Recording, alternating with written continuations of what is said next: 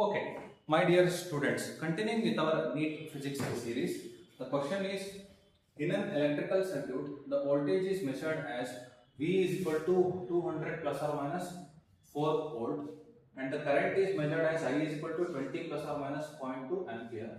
The value of resistance is, okay, and these are the four options that we have. Okay, well, the given values of voltage is 200 plus or minus 4 volt and I is equal to 20 plus or minus 0.2 ampere. If you are in class 11, maybe this is new to you, but if you are in class 12, you would have come across this Ohm's law, famous Ohm's law. So which is Ohm's law is basically, so Ohm's law equation is basically V is equal to I into R, where V is voltage, I is current, R is resistance. So if V is equal to IR, then R can be written as V by I. So take only these absolute values, okay, not error. Just take absolute values, which is 200 by 20, which is 10 ampere, and we have 10 in all the options. Okay. Now, in order to calculate the percentage or fractional errors, what you have to do, okay, what you have to do is you have to add the percentage error of each physical quantity, that is voltage and current, irrespective of the physical quantity being in numerator or denominator. Okay, so how do you write that is delta R by R into 100. So this is the representation of error in resistance in percentage. Because I multiplied by 100, you will get it in percentage. Which are the two factors on which it is dependent? One is voltage delta V by V. Change in error, this is the error.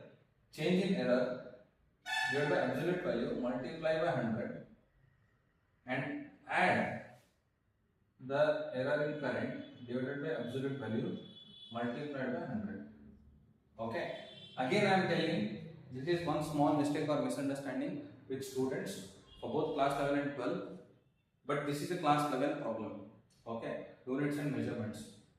Irrespective of the physical quantity being in numerator and denominator, you have to add up the errors.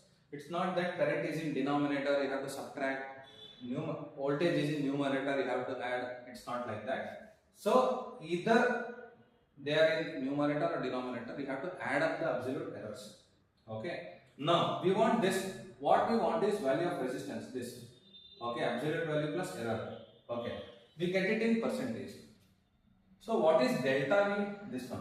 This is delta V. Okay, so this is absolute value. This is delta V. This is delta I. So delta V is for V. This is V. This is I. This is V. This is delta V. This is I. This is delta I. Delta V is for V. V is 200. Multiply by 100. Put it in the bracket so that it's not getting mixed up. Delta I is 0.2, I is 20, multiplied by 100. Okay, now 1s are 2s are 2s are 2 1s are 2 2s are, so this is 2 plus 1s are 5s are 0.2 into 5 1, 2 plus 1 3 percentage, because this delta R divided by R into 100.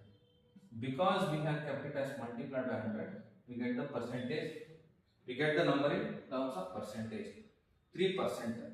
Okay, 3%. Now if you want, you can just divide this 3 by 100, we get 0.03 value, 0.03. Okay. So this is point.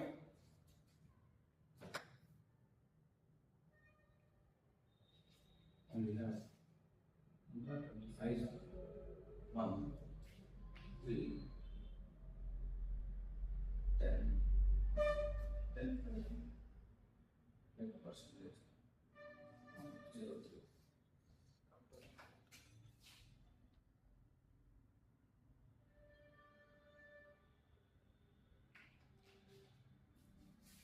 Okay, so this is not This is like 3%, right? So this is 3% of what is resistance?